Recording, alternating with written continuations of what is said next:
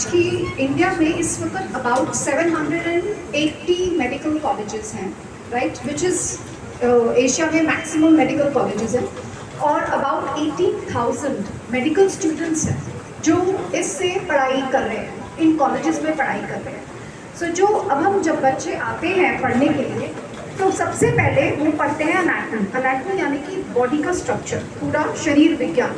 तो जब हम स्ट्रक्चर बॉडी का पढ़ाते हैं वो सारा हम इन बॉडीज कैडेवर्स के माध्यम से पढ़ाते हैं और रफली हमें 10 स्टूडेंट्स पे, जैसे मेरे कॉलेज में, आर्मी कॉलेज में 100 बच्चे हैं तो 10 बच्चे पे हमको एक कैडेवर चाहिए पढ़ाने के लिए। तो जैसे अगर हमें एक बारी में 10 कैडेवर चाहिए पढ़ाई करने के लिए तो उसमें हम वो स्टूडेंट्स एक एक बॉडी के पार्ट को पढ़ते हैं। मतलब जैसे कि सपोज हम ये देख लें कि अपर लिम्ब है ये, तो इसकी सारी मांसपेशियाँ, नर्व्स, मसल्स, आर्टरीज कैसे हैं, कहाँ हैं, ये सब पढ़ने के लिए हम कैडेवर्स यूज़ करते हैं। This is what we do. हम पूरा साल एक कैडेवर से उनको पढ़ाते हैं, राइट। सो ये इसके लिए हमें कैडेवर्स की ज़रूरत है। दूसरा, रिसर्च, जैसे कि अभी रिसेंटली एक ऑर्थोपेडिक्स की एक हिप रिप्लेसमेंट सर्जरी के लिए किस तरीके से हिप रिप्लेसमेंट सर्जरी करनी है, ये वर्कशॉप्स हम इन्हीं कैडेवर्स पे करते हैं। रिसेंटली हुई एक ENT की सर्जरी है, उसमें हमने नाक के थ्रू कैसे करना है ये हम डॉक्टर्स को इन्हीं कैडेवर्स पे सिखाते हैं। तो बेसिकली रिसर्च के लिए और पढ़ाने के लिए इन कैडेवर्स की बहुत ज़रूरत है। एंड द प्रॉब्लम इज कि पहले ये अनट्रेन बॉडीज़ होती थी, लेकिन अब अनट्रेन बॉडीज़ का प्रोसीजर मुश्किल होने की वजह से पढ़ाई कैसे कराई जाए। इसलिए हमें ये डोनेटेड बॉडीज़ की ज़रूरत है। और आज की डेट में दधीची देदान की वजह से सारी बॉडीज़ हमारे कॉलेज में अब डोनेटेड है, राइट। सो आर्मी कॉलेज में, हार्डी मेडिकल कॉलेज में, वर्धमान में आजकल सब डोनेटेड बॉडीज़ हैं जो सारे गवर्नमेंट कॉलेज को दधीची देदान दे रही है। इसमें प्रोसीजर क्या है कि कौन डोनेट कर सकता है। तो जिसको भी anybody who has the wish to donate, anybody जो 18 साल से ऊपर है, सिर्फ उसको इच्छा होनी चाहिए डोनेट करने की, वो डोनेट कर सकता है। और 2 विटनेसेस चाहिए। एक फॉर्म है, सिंपल सा बॉडी डोनेशन फॉर्म, दधीची की वेबसाइट पे दधीची का फॉर्म है और आर्मी कॉलेज की वेबसाइट पे हमारा अपना फॉर्म है। ऐसे बहुत सारे कॉलेजेस की वेबसाइट पे फॉर्म है, उसमें सिर्फ आपने भरना है कि आप करना चाहते हैं और 2 विटनेसेस, विच मीन्स कि आपके 2 नेक्स्ट ऑफ किन। क्योंकि अगर सपोज मेरी डेथ हो जाए तो मेरे हस्बैंड या मेरा बच्चा या मेरे पेरेंट्स, वो मेरी बॉडी उनकी प्रॉपर्टी है। तो नेक्स्ट ऑफ किन 2 लोग जो है आपका, उन विटनेसेस पे आपको उस फॉर्म पे आपने उन 2 के साइन देने हैं और उन 2 के नंबर के साथ हमको वो फॉर्म दे देना है। इसको हम बोलते हैं विल फॉर्म फॉर डोनेशन।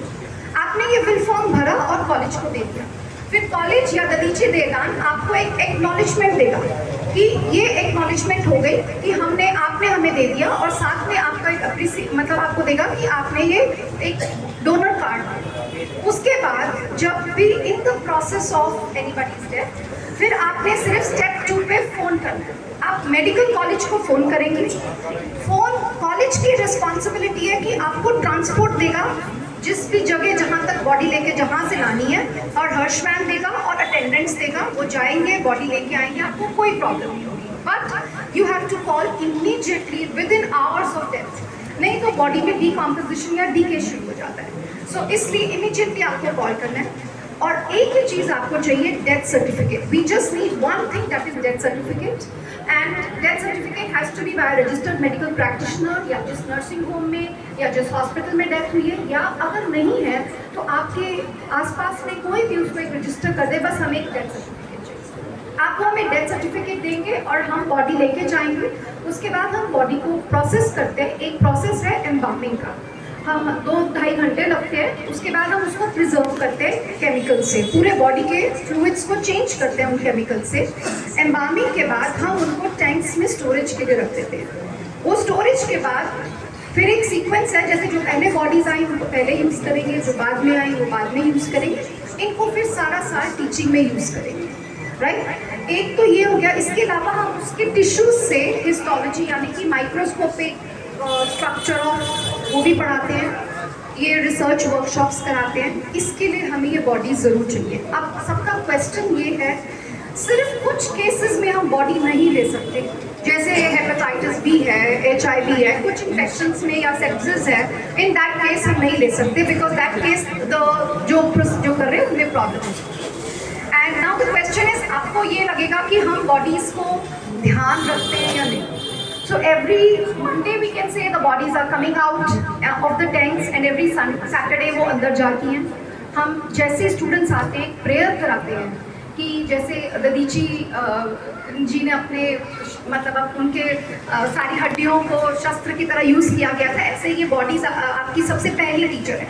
तो हम उनसे प्रेयर कराते हैं, हम उनको बोलते हैं आप इनकी कोई फ़ोटो नहीं ले सकते, आप इनको रिस्पेक्ट करेंगे, ये आपके पहले टीचर है, हम नंबर 2 हैं। So we always tell them, so there is no misuse of the bodies. There is no misuse after the whole year and the teaching has done. उसके बाद हम उनको remains को या तो हम incinerate कर देते हैं, लेकिन हमारी यहाँ पे remains बरी होते हैं। So that's how it is done.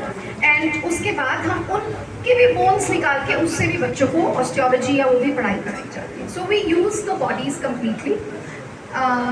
That's what I want to say. And